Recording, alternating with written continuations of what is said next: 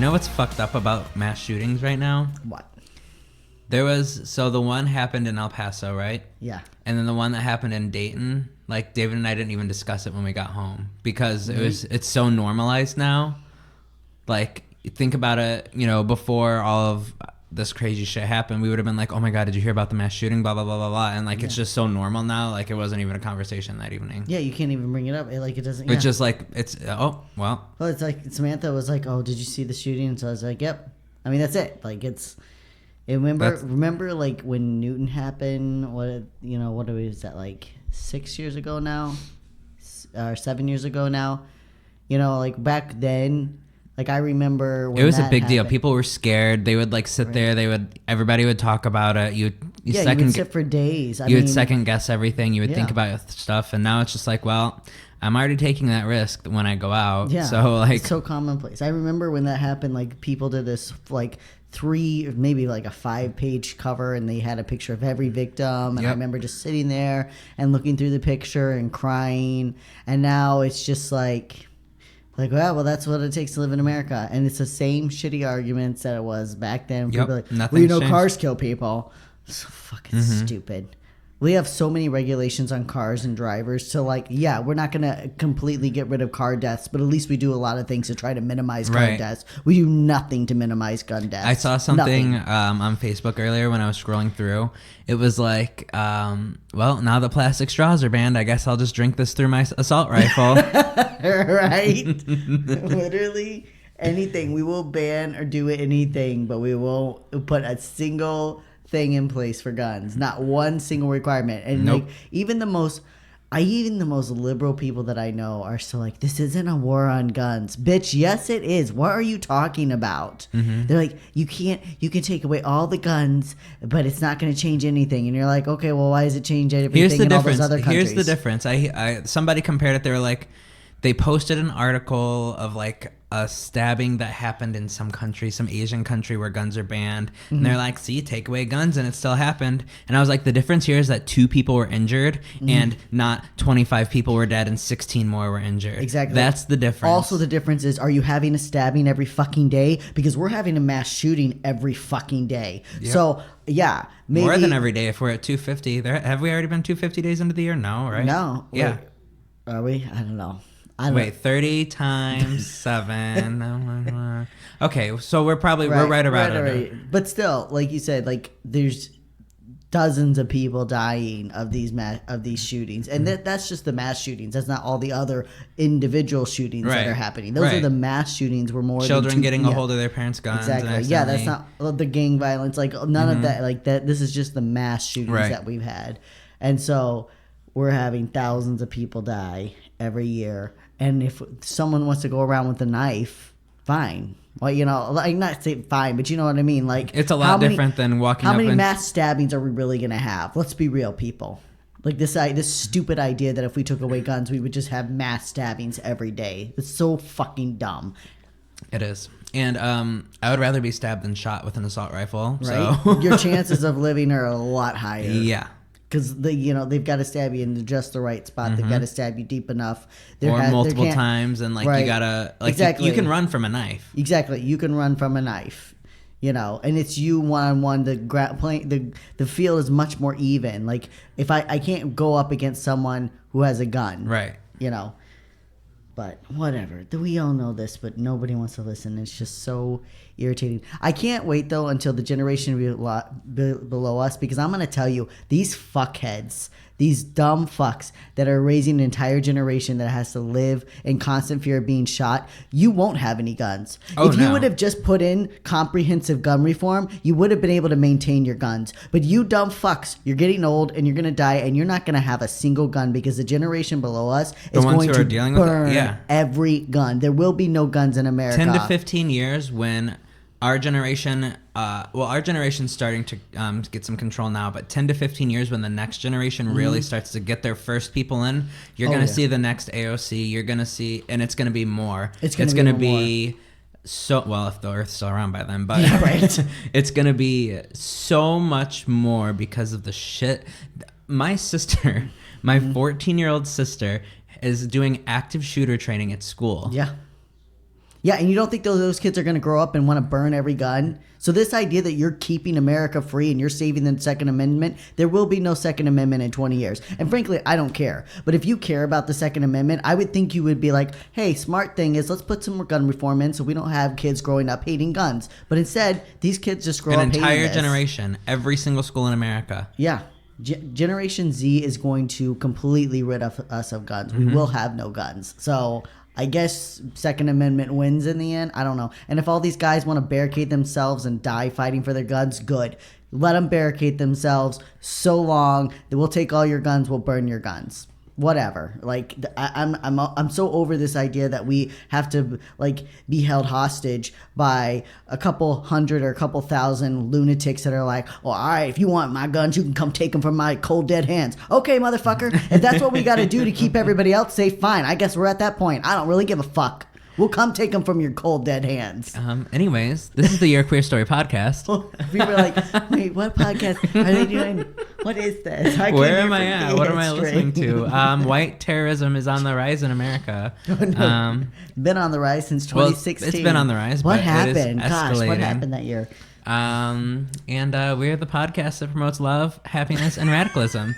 So hope you enjoy listening. I'm Paul Hobbs. And I'm Evan Jones. We're talking about Hindu queerness today. We talk about peace and love and religion, and we just want to start it off with a lot of violence. And there's been a lot of shit happening in the United States, and with the internet, I feel like before things that happen like this weren't that big of a deal, but now the rest of the world's looking at us like, what the fuck did we do? Everyone is really like, is America gonna get their shit together? Because at first they were like, oh wow, America, get your shit together. But now they're like, oh wow, I don't think America's gonna get their shit together. Right. Literally, they're like, okay. They're gonna classify us with like North Korea, Right. Russia, We're gonna Iran. Be those, yeah. We're gonna be equal. We're gonna be the crazy extremist where everyone's like, okay, like they make sure that we don't try to blow them up, but also they have no respect for us. Right. Like, you know, they don't fear us. They don't respect us. We went from being the most respected nation. I mean, this is what I was taught. Right. We went from being your nationalism team. We went at least one of the most legitimate power nations. I feel like we were very respected in the world, not in terms of power. I just meant like as a country we were respected. And then now everybody's like, what the fuck? Yeah. We went with like people certainly hated us, but like that's what happens when you're competitive. But there's a difference. I don't know if it was respect or not, but there was some kind of recognition that we had some status. Right. Now we don't have any status. No, now we're just lunatics. We're just crazy, radicalized Christians. Wow. All the years we spent making fun of Canada, and Canada just shot right past us. That's what we get. Yep. It's like we were the bullies in high school who peaked in high school, who thought we were so cool, and we beat up on Canada over and over again, and we beat up on Mexico, and Mexico's going to be the next one. Well, you know what I've always I didn't think about until, because when you think about it in high school, we've been around for what, 200 something years, like as a country. Yeah. That sounds like so long when you're in high school, right? You're like, wow, we've been around forever. Yeah. But then you're like, the Chinese government has been around for thousands of years. Yeah. We are infants as a country in terms of world livelihood, in terms of government development, in terms of, you know, growing as people, and starting to show. Yeah. Well, it's like, starting to show. Because, you know, we had this success, and America like shot forward as a nation so quickly, which gave us this incredible ego. They're like, oh, see, we figured it out. Democracy, that's the way to go. But, like, I remember there was a quote a long time ago. Someone asked a Chinese leader, like, what he thought of America's, like, quick success. Mm-hmm. And he said, it's too early to tell. And that's the truth. It's too early to tell. You can look at us and think that, oh, see, we've established ourselves. But we're just, like, peaking and crashing, apparently, because we didn't take care of the other shit. Right. We didn't take care of the other shit. We took care of the rich people, which made us peak real quick, but we didn't take care of everybody else. And so the whole idea of democracy just went down in flames because you didn't make it equal. You didn't make it fair. Exactly. Anyways, we got to talk about the Hindu people. So we've talked plenty about America, and we are continuing our trend of August being International Listener Month. Yep. And today we're going to talk about Hindu queerness. Yeah. So Yes. What was I gonna say? So obviously the Hindu religion represents a lot of people, and we understand that all around the world. But when I was writing this, I was thinking mostly about like Southeast Asia. But any of our Hindu listeners around the world, this works. Mm-hmm. So, all right, I'll go. I don't feel like I've started in a while. You haven't. No, I haven't. I've heard enough of my voice. Me too. All right. As we continue to celebrate listeners around the world, today we pay tribute to those in or from Southeast Asia, specifically our Hindu listeners. Now, we realize that not every person from Southern Asia is Hindu, but a vast majority do follow the religion. After all, it is the third largest religion practiced around the world, especially in India and Nepal, where 80% of the population adheres to some form of Hinduism. And of course, we know that we have Hindu listeners in other parts of the planet as well. On other parts of the planet as well? All right. We want to preface this episode and our uploaded script with the disclaimer: we are not religious experts, nor do we have any extensive or deep knowledge of Hinduism. This episode is meant as a surface discussion on the Hindu religion and its queer ties, as reported by other journalists and experts. Also, please keep in mind that we are a comedy podcast and do not mean any disrespect through our lighter tone. And so without further delay, let's get queer. And again, we will not be as brutal as we are on the Christians, for sure. So you don't have to worry there. And I do think that we do get a little too aggressive when we make fun of the Bible sometimes. Not because it's real, but because they are manipulative assholes. They deserve everything they get. Are not all, Paul. We have people of faith who listen, and that's fine. And we try to be respectful. But the Bible is a book of mythology, just like these are mythology. If you want to believe them or get pull inspiration from them, find some teaching and meaning. If you want to find truth in Evan's these stories, just digging a hole. I'm gonna give him the shovel. I'm not. No. I'm stating that I don't like when people say you can't make fun of these religious texts, but I also understand that people find truth and inspiration in these texts. Just because something's made up doesn't mean you can't find truth in it. That's how I look at it. That's all. I'm just thinking about people of faith that listen, and I don't want to disrespect them, but I also like a balanced approach to things. Whatever. That's why we work together. You can find one of my favorite books and make fun of it as much as you want. I would recommend One Nation Under God by Kevin M. Cruz. Go ahead, read it, make fun of it if you dare. Evan would really like that. I would. So, there are many homoerotic and gender fluid themes in Hinduism, but we must remember that as Westerners, we are looking at these themes through our distorted binary lens. In Hindu culture, the concept of three genders or fluidity between genders has been taught through stories of the gods and heroes for many millenniums. The break in strict gender roles defies European and American teachings the same way Eastern polytheism challenges Western monotheism. So while we are experiencing a modern enlightenment in the way we perceive gender and sexuality, in truth, these ideas are nothing new, which is what we've talked about on the podcast. Yeah. Literally since day one. Exactly. To be like, and once again, we did not come up with this. We didn't this has been around But forever. Of course, America's going to claim all the credit. So. Oh, God. Was there something else? Oh, yeah, we're going to claim credit. There was something, I didn't read it, but there was some lawmaker blamed the latest shootings on transgender on people. drag queens. And drag queens. Yes, drag queens. I did see that. Yeah, those drag queens. Man, everybody's up in arms about drag queens. Most people didn't even know what a drag queen was 5 years ago. Literally, if you said drag queen, people would be like, they kind of had heard of it probably, and they're like, oh yeah, is that those people? People thought drag queens were transgender women. I would say most people probably didn't know. I'm just looking at pictures. Most people probably didn't know, but I'm sure your average person probably had at least heard of the term drag queen. And now RuPaul decided that he was going to go mainstream with everything and take over the world.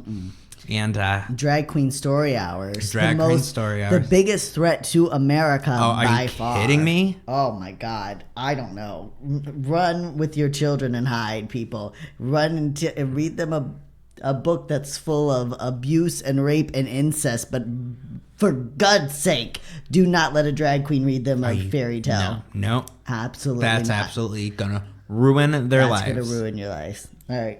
So the Vedas, Vedas. I'm really Vedas. sorry. That's basically the Bible of Hinduism, to put it in our Eastern terms, Western. or Western terms. You know where we are. To put it in American terms, everything's just, this is the Bible of whatever. Because we just say that.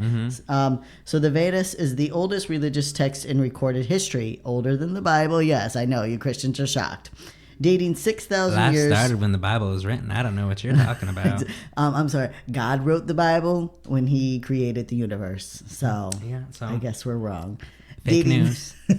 It dates 6,000 years before the Christian timeline and 5,000 years before. Oh, actually, there's supposed to be 7,000 years before the birth of Islam, because Islam came after Christianity.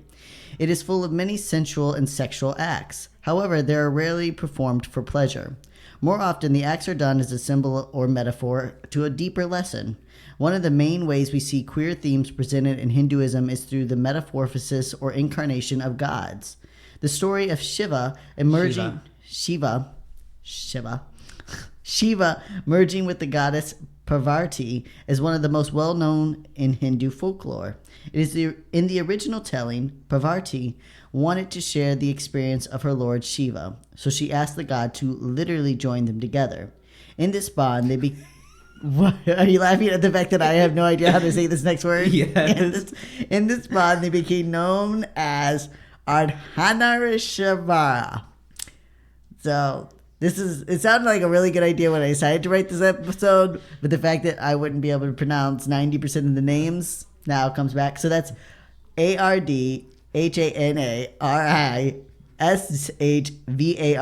and there's really no point for me to spell it out because there's also like 6 different ways. Because like any other religious text, you have pieces all around, and they'll have the general story, but the story will vary from. This person retold it this way. This person retold it this way. Right. This person retold it this way. And they'll have different names for the gods in there. Shiva is, of course, one of the most well-known gods, but like even Shiva has different names that he goes by. So Parvati asked Shiva to join them together, and their name means the Lord whose half is a woman. Hindu scholar Sadhguru explained. What is being said is that if the inner masculine and feminine meet, they are in a perpetual state of ecstasy. Well, that explains my whole life. Ah, there you go. Also, Shiva's a female. No, Shiva is a male god. Okay, well, I'm going off of Final Fantasy, the video game, which clearly had Shiva as a naked woman. Which we are going to get to because Shiva transformed himself. So first of all, again, this goes back to the whole idea of what gender is to us, because Shiva takes on many forms, but in his most in their most prominent self, they are seen in a masculine form, but they take on many forms. All the gods do. They also have a lot of sex, and it's never really supposed to be about sex, but apparently anytime they need to make a point, they're doing some kind of sexual act. That's how I live my life. That's you want something? That's right. Make it happen. Just explain it through sex. So we see the blending of male and female gods repeatedly throughout Hindu teachings, as well as the morphing of male gods into female avatars, and often this would result in sexual encounters that didn't fit a heteronormative box. For instance, when the god Vishnu transformed into the female seductress Mohini, things got a bit dicey. The enchantress is first introduced in the epic Mahabharata, where Vishnu transforms into her so that he might trick the demons into giving up the elixir of life. After accomplishing her task, Mohini is seen by the Lord Shiva, who becomes bereft of shame and robbed by her of good sense. He is so enthralled with the enchantress that he spills in semen on the rocks, turning them into gold and silver.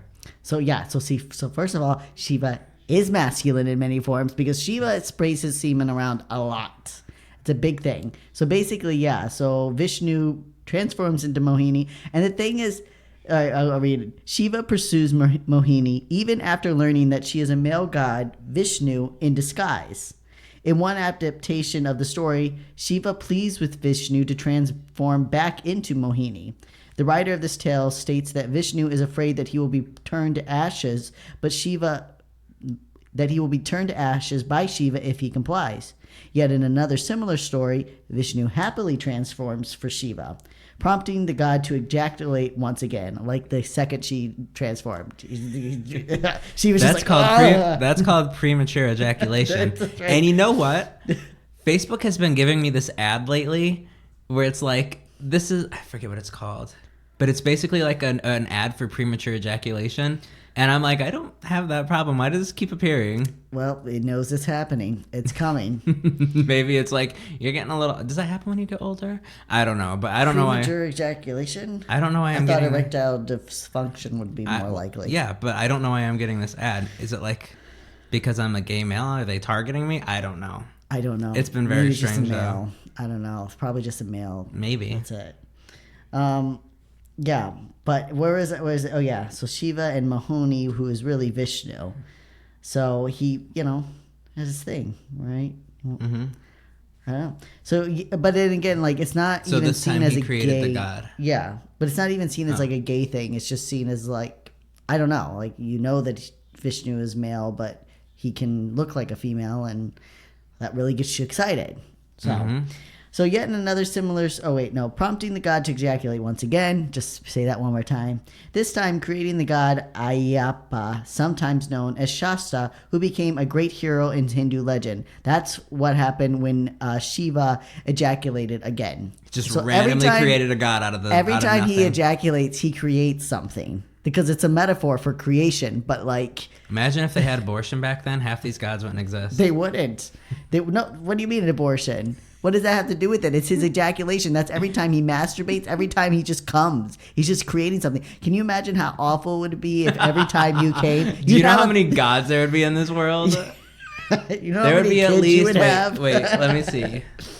Are you really trying to add up how many times you've I'm ejaculated? trying to think. Oh my god. I gotta use a calculator. Okay, so 6 times a day, 365 days for the last 26 years. Is it 20? The world. I've not been ejaculating since I was a 1-year-old. Right. The world would have over 5,500 gods. Oh wow! How fantastic! Just what Jesus, we need. I could have my own whole religion. I know you could. I mean, gosh, how like divine are you? You're just being created willy nilly. I like the gods that earn their place. Right? So one author wrote that the mere sight of Mohini would cause Shiva's seed to spurt. And another tale told of the two gods getting married, despite Vishnu pointing out that same-sex marriage was unfruitful. There are many, many stories of Vishnu and Shiva told in different Hindu cultures around the world. Each one is a little different. In some tellings, the relationship is shameful. And this all has to do with the context, right? It's the same story, but it's like these people believe that homosexuality is wrong, so we're going to tell it in a shameful stance. And these people believe that all love is okay, so we're going to tell it in a good. Yep. It's all down to interpretation of religious texts. So in others, the story of love is beautiful, and in still others, the romance is merely a footnote of little consequence. But the concept of two male gods falling in love remains the same regardless of the outcome. Of course, homoerotic romance is not the only part of Hinduism that deals with queer issues. Themes of transgender and intersex people are incredibly strong in the religion's teaching.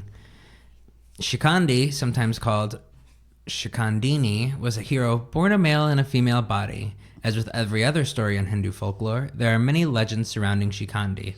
But our favorite is this one. Drupada, king of southern Panchala. I am sorry if I am butchering all of these words. It's awful. I am genuinely trying. This is my American privilege showing that we never had to learn words like this. Yeah. So I do apologize if I'm offending you with every other word out of my mouth. We're like, we want to do something nice for our Hindu listeners. And we're like, Drupada of Panchulia. Yep. So he yearns for an heir but remains childless. He wanders into the forest hoping to find peace among nature and there stumbles upon a little girl. He picks her up and a voice from the heaven tells the king to take the child for his own. But he must raise her as a man. Drupada follows instructions and trains Shikandi to become a great warrior.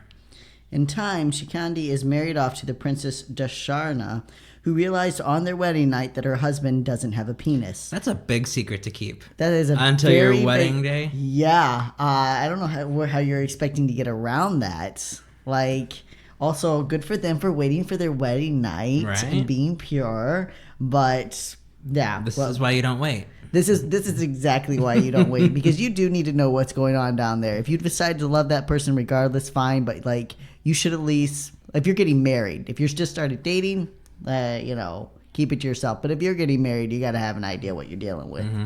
So the princess complains to her father that her groom is a woman, which prompts the king of Dasharna to send a band of men to discover the truth of this accusation. Panicked and ashamed, Shikandi flees to the forest to escape his hunters. And there he met Yaksha named Stuna. A Yaksha. Oh, yeah, sorry. He met a Yaksha named Stuna. These were magical creatures similar to the Western legends of fairies. Tales of Yakshas show them being kind and benevolent, while other stories show Yakshas as mischievous and haunting. Fortunately, Shikandi met a benevolent Yaksha who traded his male body for Shikandi's female body. The warrior returned to his bride and was thoroughly investigated. The princess's father even sent a tribe of women to determine his manliness. Wow, imagine that. Like, you're like, I'm going to marry this guy. Okay, well, first of all of these people are going to go investigate his body before you ever get to do anything. All your cousins are coming and they're going to have sex with him. And then if they decide that he's manly enough, then you too can have sex with him. And that is my gift to you because I love you. Imagine.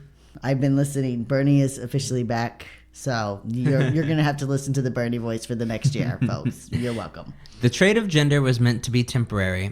Yet, when the god of the fairies, Kubera, found that Stuna had traded his gender to Shikandi, the god became enraged. He threatened to curse the fairy as a female for all eternity.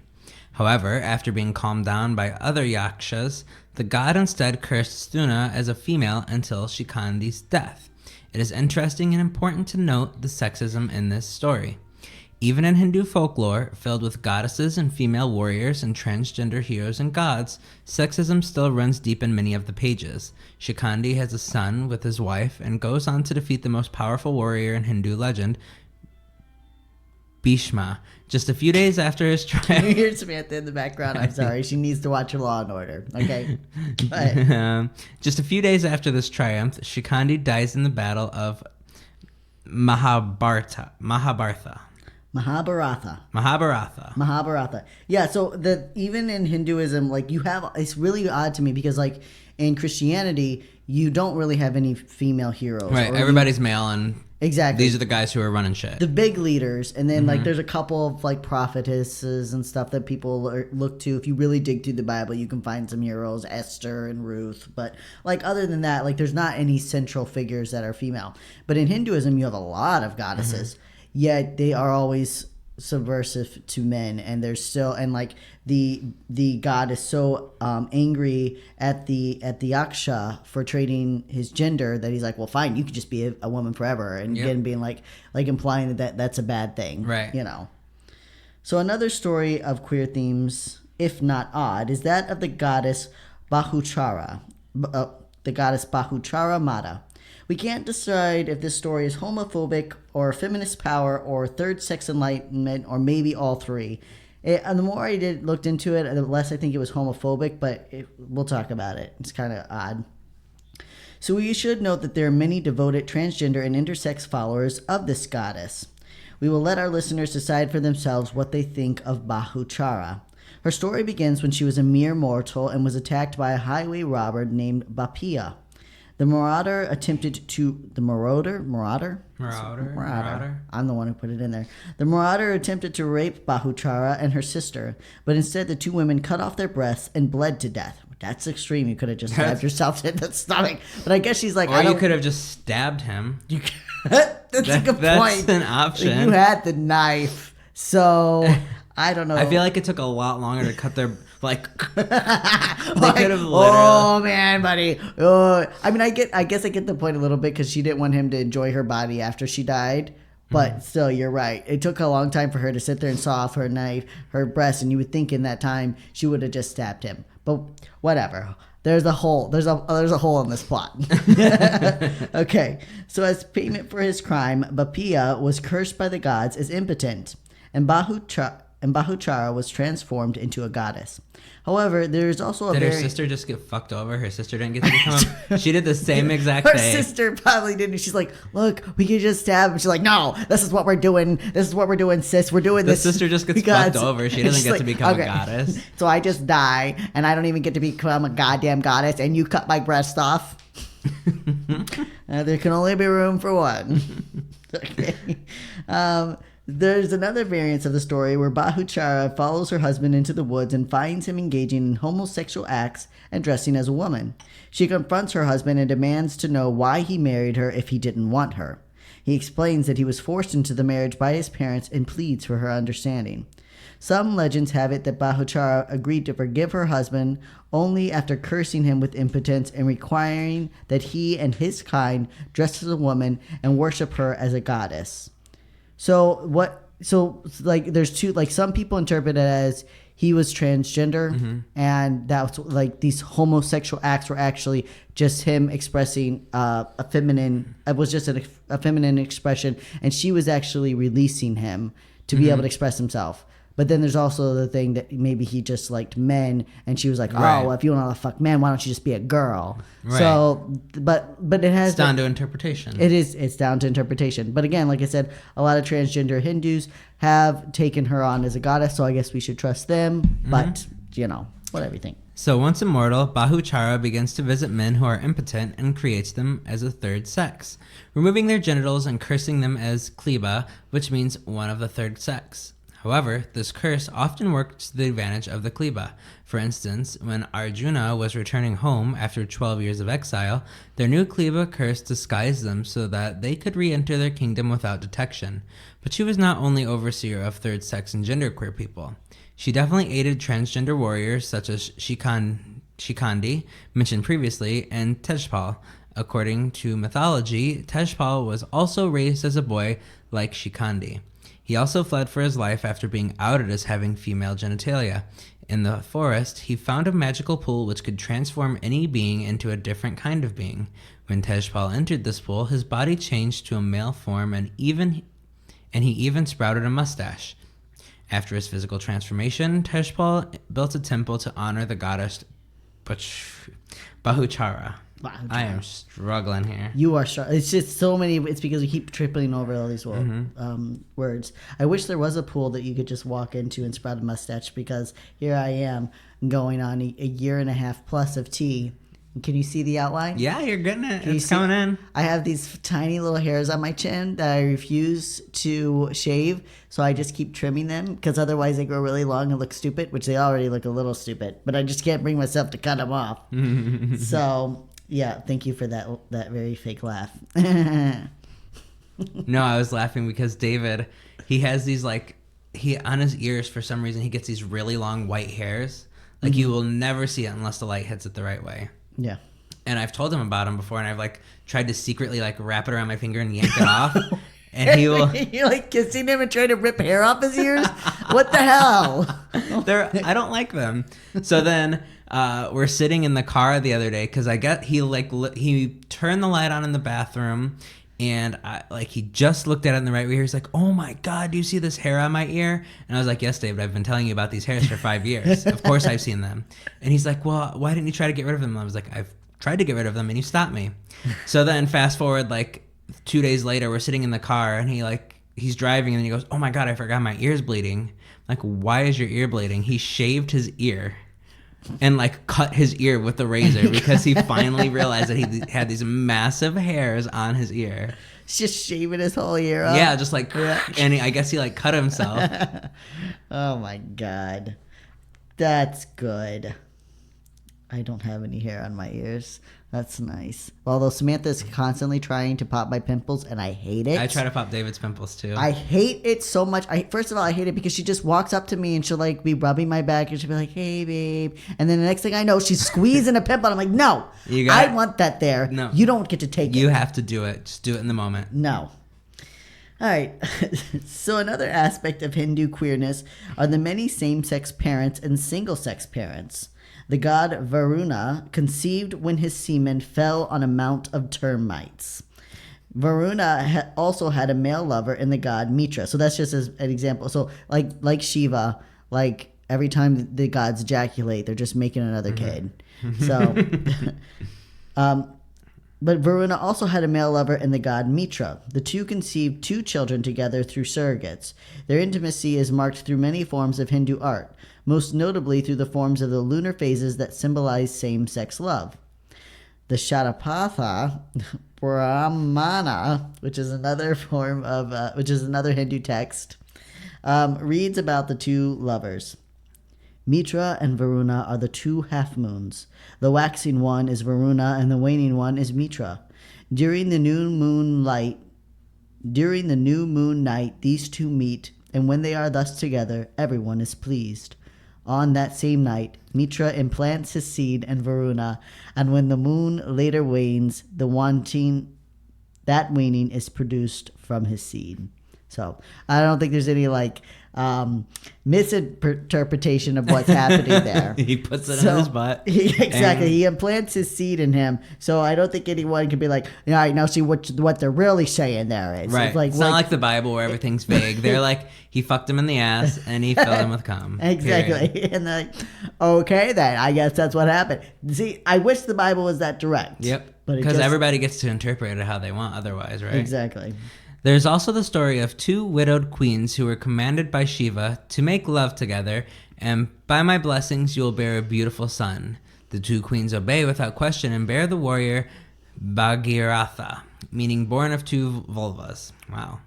Again, very direct. He would go on to become the greatest king of India.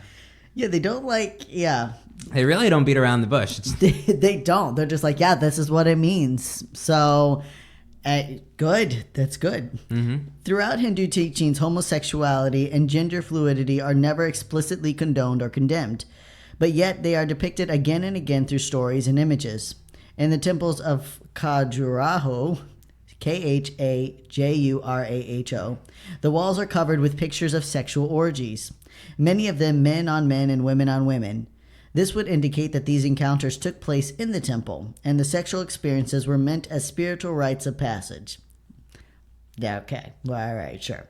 Another queer point is that some of the gods worshipped, such as Ila and Buddha Graha, were neither male nor female, but a third sex. So there's always been a third sex, a very strong third sex theme in Hinduism. Again, denoting this ridiculous binary system that we have. Mm-hmm. Again, there is not specific teaching that indicates one can be third sex or intersex or transgender, but depictions imply that these are not points to be argued. Instead, fluid gender and sexuality are simply facts of life. And all of this was established over 6,000 years before Christianity decided to come along and say, nope. Nope, you guys are wrong. We've had it right. And since then, everybody has, not everybody, all places where Christianity is the major religion or they are being invaded by Christian radicalists are being forced into these systems. Yep. So we will end this episode with the God we've deemed the gayest. And again, remember we say this lightly in a humorous way and not meant as any disrespect. Paul Hobbs. No, I'm kidding. But we must mention the semen-loving Agni. Agni is the god of fire and was quite literally created from fire. In one poem in the Vedas, Agni's parents are 2 sticks whose friction creates fire. Angi. Wait. Oh, it's supposed to be Agni. I was like, what? I was like, now there's another one? Wait. So Agni. It is interesting to note that 2 sticks rubbing together was also a symbol of lesbian love. Well, no, it got real creative there. Right? As for Agni, perhaps he is the one example of gay parents raising a gay son. Because though he did marry the goddess Svaha, it was known that he loved receiving the semen of other gods. He had a relationship with the god Soma, and one story in particular notes how Agni received Soma's semen in his mouth. In another story, Shiva ejaculates, and Agni eagerly catches the semen in his hand and swallows it. He is condemned for his wicked action, but that does not slow him down. Folklore also tells of how Agni comes upon a mountain made of Shiva's made of Shiva's, I don't know why I don't say Shiva, made of Shiva's semen, because Shiva's just ejaculated Apparently everywhere. mountains, Jesus. Mountains, made of Shiva's semen, and is so aroused that he too ejaculates on the mountain. Just a cum mountain. Just like, every time he sees it's like, yeah. This is one of the many stories that precede the birth of Agni's son, Kartikeya. There are numerous adaptations of this story, but most end in Agni ejaculating and burying a son alone, or through a surrogate metaphor with Kartikeya being the product of two male gods. In one version, Shiva forces Agni to ingest his semen, and then when Agni ejaculates into the Ganges River, the child is born. The son of two gods, known as the god of beauty and war. He was not. He was not the god of fire. He was the god of cum. He should have been. Literally every story I read of him is like, and then Agni came here, and then on this thing he's swallowing this guy's cum, and here he receives this god's cum. I'm like, what the fuck? So, and on that note, we will end our episode of Hindu Queerness. If you would like to check out a more comprehensive study on this topic, then we suggest the book that we can't pronounce. Tritiya Prakriti, People of the Third Sex by Amar Das Wilhelm. We want to point out that this book is 15 years old and some of the language surrounding queer identities is dated. Yes, even in 15 years, we've come a long way.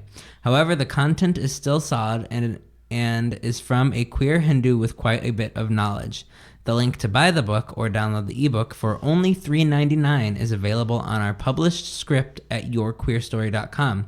We would also encourage our queer Hindu listeners to check out the Gay and Lesbian Vaishnava Association online. That sounded kind of German to me. That link will also be published as the last reference in our script. And again, I want to apologize because half the words out of my mouth this episode completely butchered everything that you may hold sacred. Exactly. And we do really apologize. We wanted to get the information out there, and you can read it so the words are spelled properly, so you can read the script online. And then you can also check out that book. And like I said, the link is there, and there's a lot of information on that website. But what I found is when I say like the outdated words, like they use the word transgenders, you know. But I mean, it's a book written by at least a gender just a little person. just not as politically correct, but not politically correct to today's standards. Back then, it was probably pretty progressive. Exactly. Yeah. It was as we evolve in language, and people are like, hey, that kind of makes us sound like we're things and not people, and people change that. But like the website and the stuff is old, but the books are still available, and I wanted to put a queer Hindu author writing about queer Hindu topics. So that was the best thing I could find. I know that there's other books out there as well, and you're always welcome to comment on our social media and suggest other books and references. We would be happy to have that. And we'd also be happy if you guys checked out our Patreon. And, so that's at patreon.com/yourqueerstory. We haven't been posting much content on there lately, but it is a way for you to support us if you want to help us out, help keep the podcast going. Yeah, we appreciate it. And we will have some more stuff up there. But, I just got back from the Philly Trans Conference last week, and now I'm actually finally getting into a rhythm again of being at home. It's going to be busy with work, but at least... you're coming up on your shit show time. I am coming up on my shit show time. But at least, I do have a set schedule, whereas, in the summer, I travel and do so much stuff that... It's really hard to get things done. But yeah, it's a good way to support us. We also have our shop, so you can buy our merch on there. Yeah, the mug is beautiful. Got the mug. Got lots of shirts, flip-flops. Flip-flops are kind of going out of season, but I'll probably put some more stuff up soon. Yeah. Just depends on time and if people reach out and say they're interested in things. Yeah, tell us what you want. If you were thinking, hey, I would really use this, or I would like this kind of merchandise, I'd buy that. We'd be happy to. Also, we did submit our donation to Prism. We might have said that last time, but just so you know, if you were following, we said we were going to donate from our proceeds from June, and we did. Yep. That was the Providence Student Youth Movement. So we've done good things. We're going to continue to do good things. I don't think we're going to cover the person I think we are. Next week, it's kind of dovetails on what I picked up from the Philly Trans Conference, but we're going to talk about queer liberation movements around the world, and we're going to talk about the queer liberation movement versus the gay rights movement and what the difference is and how that affects us today. So there was a really good discussion that I heard, and I want to pass that information along. Yeah, so, there you go. Yeah. So stay queer. Don't get a lobotomy. We love you, our allied hookers. Oh, succulent sapphis. And our proud homocrats. And sodomite. Bye. Bye.